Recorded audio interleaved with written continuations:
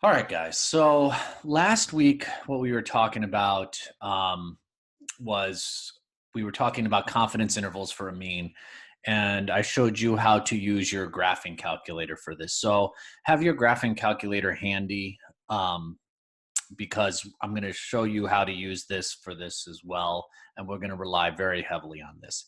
So when you go into the classroom, let me just load this up. When you go into the classroom this week,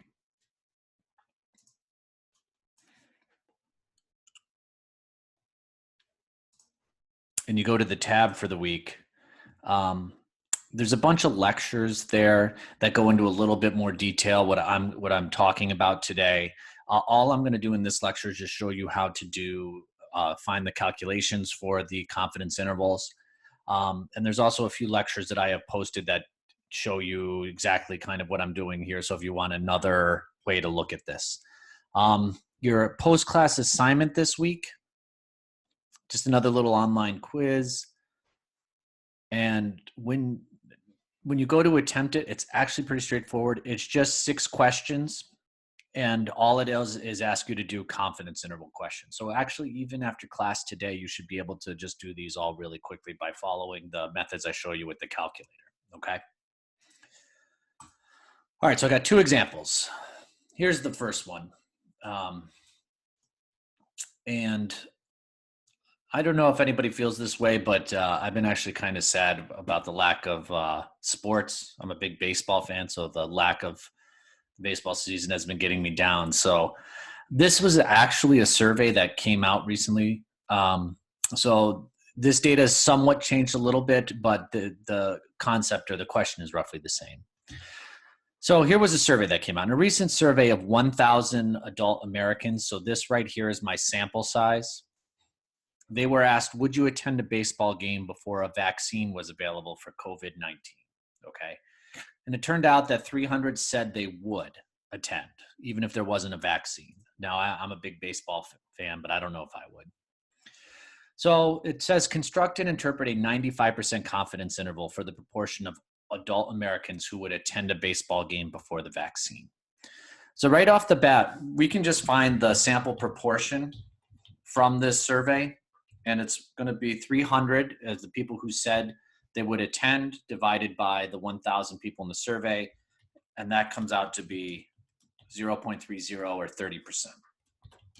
All right, so this right here, if you remember from last week, is what we call a point estimate. It's just a single value estimate.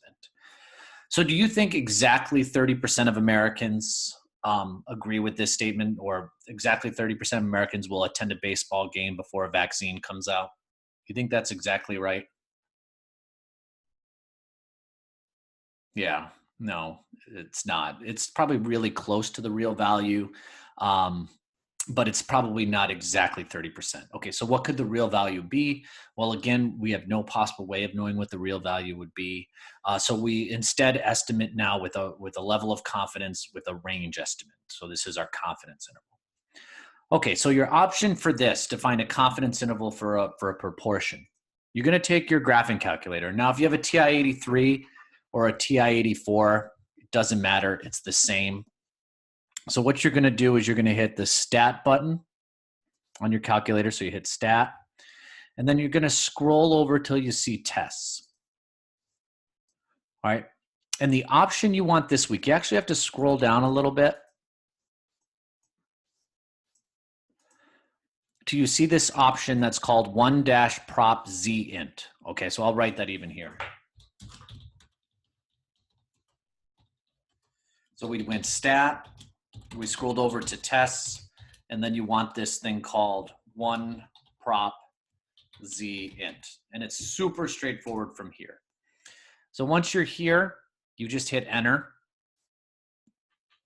And it's going to ask you, all right, well, what is your X here? Well, X is the number of individuals who said that they would attend a baseball game before a vaccine. So that's 300 people. N is our sample size, which is 1,000. And your calculator will always default to 0.95. It will always be a 95% confidence interval. So if I ask, you have to pay attention to the problem. If I ask for something like a 90 or 99, you have to change that here. So I'm just going to leave it at 0.95. I'm just going to go to calculate right here. And you should see this right here. Okay. How many people, if you could post in the chat, who are able to follow along, how many people got this exact same thing right here? Okay. Perfect. Perfect. Great. All right. So what this problem is saying is now, or how I would interpret this, what this means is based on this sample, we are 95% confident the proportion of adults who would attend a baseball game before a vaccine is between 0. I'm just going to go to the 3 decimal places, 272 and 0.328. So what we're saying is this, look, I don't know the real value of the proportion of people who will go see a baseball game before a vaccine. But based on this sample, I'm 95% confident, 95% sure that the real value is somewhere between. It could be as low as 0.272, so it could be as low as like 27%, or it could be as high as 0.328 or as high as 33%. Okay. At least does the calculator pretty easy, pretty straightforward to follow? For you guys, do you think you could? Yeah. Yeah. This is exactly what your problems will look like on your homework this week. Okay. So you can obviously just very quickly use the calculator here. All right, but let's just do one more. So you can just to kind of rehash this, okay? All right, so here's the problem. In a recent survey of 600 college students, okay, so that's my sample size, it was found that 400 of them love taking statistics, okay? That's totally true. I did not make that up, okay? What do you guys think? Do you think that sounds about right?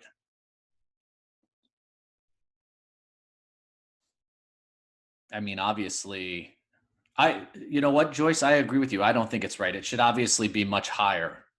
I'm surprised too. I agree with you all.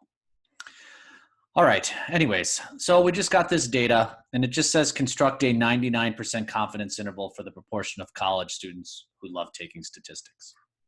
All right, so right off the bat, our sample proportion is the 400 students who said they love taking statistics divided by the 600 students. You know, if you can grab your calculator and even do this, it's 400 divided by 600. So it gets 0.6 repeating. So we're just going to say this is roughly 0.667 when we round it. Okay. So what we're saying here is that, you know, took this survey and it's coming across that 66.7% of students love taking statistics. Well, that's not the real value, right? So what could it possibly be? So this one says with a 99% level of confidence, construct the interval. All right, so remember, you're always going to use these options. You're going to go stat, you're going to scroll over to tests, and then you're going to be looking for this one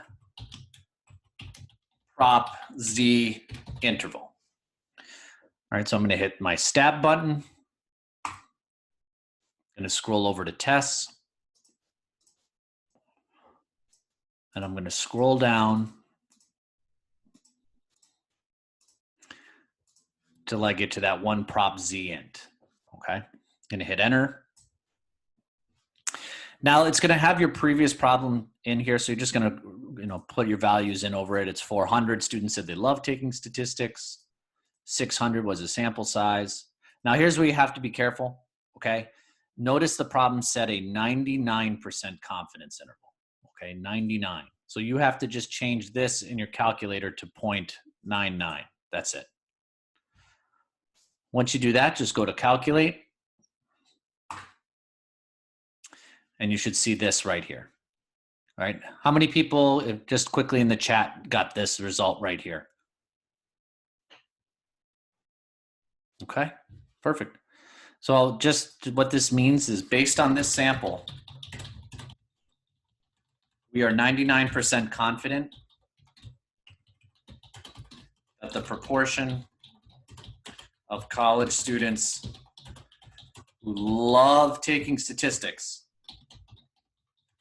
is between 0.617 and 0.716. So it's somewhere between 61.7%, and it could be all the way up as high as 71.6%. And that's basically the concept of the week right there. It's just taking what we learned with this concept of confidence intervals, what we learned from last week for the mean, and now just relating it to a proportion. So your homework this week, it's going to be 6 problems. What you're going to notice when you see the problems is they're going to say, what is the lower bound of the interval? That would be this value here, the lower part. And then the next one might say, what is the upper bound of the interval? That would be this upper value when you construct it. Okay? Do you think you'll be able to handle these questions on the homework this week?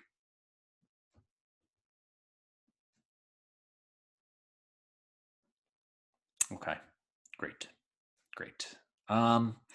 Yep, no problem. So what I would do if I were you, one last thing before we go here. Under the week 11 meeting, I would just watch my videos here. I think they total a total of maybe 30 minutes tops across all of them. And it's just theory, shows you how it's constructed by hand. And then it's just a bunch of different examples with calculator problems. The one problem that I really, really encourage you to watch is this one right here, lecture number 3 about confidence intervals from polls. There's just a little bit of statistical theory in there, and it's really relevant to to what's going on in the country today. So I just take the 5 minutes, watch that video that I have there. All right, I'm going to stop the recording and see if anybody has any questions before we stop for today.